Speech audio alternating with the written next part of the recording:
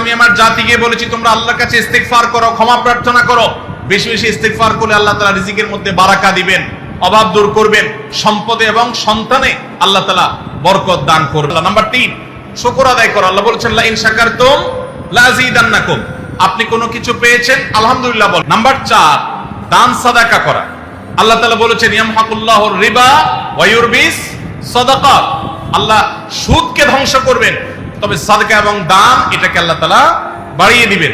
এই জন্য কেউ যদি দান করে আল্লাহ তাআলা পরে 5 নম্বর হলো আত্মীয়তার সম্পর্ক রক্ষা করা। নবীজি সাল্লাল্লাহু আলাইহি ওয়াসাল্লাম বলেছেন মান সাল্লাহু আন ইউবসাতা লাহু ফি রিজকিহি আও ইউনসালাহু ফি আথারিহি ফালিয়াসিল রাহিমা। যে ব্যক্তি চায় তার হায়াতে বরকত হোক, তার রিজিকে বরকত হোক, সেই জন্য আত্মীয়তার সম্পর্কের সাথে সম্পর্ক ভালো রাখে, আত্মীয়দের সাথে অর্থাৎ রক্ত সম্পর্কে আত্মীয়দের সাথে যেন সম্পর্ক কানেক্টেড রাখে, বিচ্ছিন্ন না করে, তাহলে তার রিজিক এবং হায়াতে বরকত হবে। এবং সর্বশেষ আরেকটা আমল বলতে চাই, সেটা হলো হয়ে বসে খাবার খাওয়া। এই সুন্নত আমাদের সমাজ থেকে বিদায় হয়ে গেছে, আমরা অনেকে জানি না।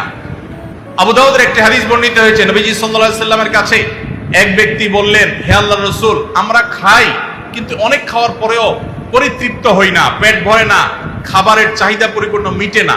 নবীজি সাল্লাল্লাহু আলাইহি সাল্লাম বলেছেন তোমরা সম্ভবত আলাদা আলাদা প্লেট, বলেছেন তোমরা সবাই একসাথে খানা খাবে, আল্লাহ তাআলা তোমাদের খাবারে বরকত দান করবেন। একসাথে খানা খাবে এবং বিসমিল্লাহ বলে খাবে, এই দুইটা কাজ করলে আল্লাহ তাআলা তোমাদের খাবারে বরকত দান করবেন। এজন্য ভাইরা, বাসা বাড়িতে এক প্লেটে স্বামী স্ত্রী দুজন আছেন, এক প্লেটে খাবেন।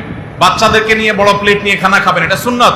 নবীজি সাল্লাল্লাহু আলাইহি সাল্লাম উৎসাহ দিয়েছেন, কিন্তু আমাদের সমাজ থেকে এটা এখন। এজন্য এই কাজটাও আমাদের আমলে, আমাদের রিজিকে, আমাদের হায়াতে বরকত এনে দিবে ইনশাআল্লাহ। আকিকা না দিলে কি শিশুর বিপদ কাটে না? আকিকা না দিলে শিশুর বিপদ কাটে না এমন কোনো কথা কোরআন হাদিসে নাই। তবে আকিকা দেওয়া এটা গুরুত্বপূর্ণ একটা আমল। আল্লাহ কাউকে পুত্র সন্তান দান করলে 2টি ছাগল, আর কন্যা সন্তান দান করলে 1টি ছাগল জবে করা, এটা নবীজি সাল্লাল্লাহু আলাইহি সাল্লামের সুন্নাহ। এটা জন্মের 7ম দিনে, না হলে 14তম দিনে, না হলে 21তম দিনে করবেন। সেটাও যদি কোনো কারণে না হয়, পরে যে কোনো সময় করলেও আদায় হয়ে যাবে। এমনকি কারো শিশু কারো যদি আকিকা দেওয়া না হয়, সেটা হলো